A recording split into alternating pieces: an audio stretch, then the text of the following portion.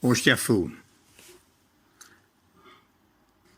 È passato tanto tempo e io non mi ricordo con precisione che anno era. Forse il 1972, forse il 1973. Io ero agli Ungelli, 8 o 9 anni, e passavo con mamma a Milano, per il corso Buenos Aires. Mamma mia, mi teneva sempre stretta la mano quando io a passeare. Ma all'intrasatto che la volta, io facevo un zumba e dette un strattone alla mano di mamma. Ma che era successo? Mi era zumbato annanzi all'occhio un tipo nise, che ce ne stavano pochi in giro, e non avevo visto mai una così vicina. Quando io ho detto, mi ricordo che ho puntai quei dita e mi facette una risatella. Io ero un creaturello, non potevo capire quando anno teneva, ma forse una trentina. Era giovane, insomma, e mi rispondette facendo purissima una risatella e salutandomi come se pure io avessi salutato essa. Io invece non avrei ridere e quando ci passai proprio da vicino guardai fisso, la capo per. Fu solo un momento. All'intrasatta gli sentette uno schiaffone in faccia che mi facette male assai.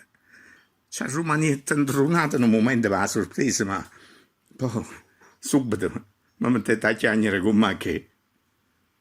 E non era ancora capito che era successo, ma la sorpresa vera fu che lo schiaffone me l'aveva dato mamma. Mi guardai fissa e mi recette con una voce calma, ma tosta, senza manco strilla. Hai sentito lo schiaffone, eh? Hai sentito buono?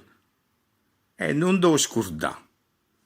E non ti scordare mai, che essa sente schiaffo proprio da così come senti tu.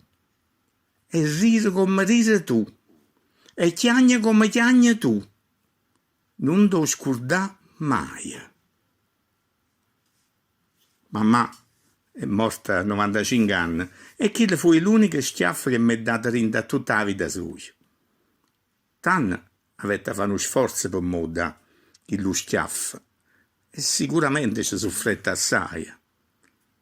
Ma poi, di quello che era successo, non parliamo più. Per l'anni di tutta la vita nostra me ne è dato che me ne è dato di carezze, mamma mia. E l'ultimo, poco prima se ne per sempre.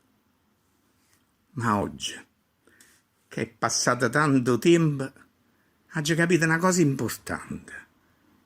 La carezza più bella, sapete qual è stata? La carezza più bella fu proprio quello schiaffone là.